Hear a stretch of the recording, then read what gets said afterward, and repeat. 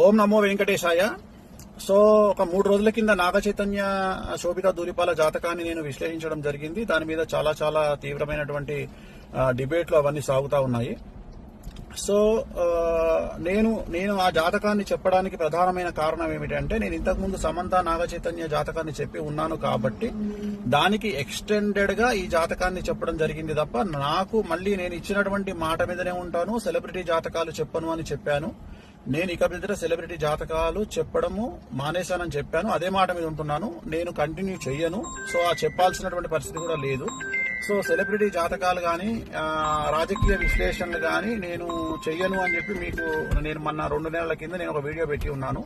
So దానికి ఎందుకు నేను చెప్పాల్సి వచ్చింది అనే క్లారిటీ ఇస్తా ఉన్నా. ఎందుకు చెప్పాల్సి వచ్చింది అంటే, దాని ఎక్స్టెండెడ్ గా నేను చెప్పడం జరిగింది. దాని ఎక్స్టెండెడ్ అంటే సమంత నాగ చైతన్య అది జరిగింది కాబట్టి నేను దాని ఎక్స్టెండెడ్ గా నేను చెప్పడం జరిగింది. సో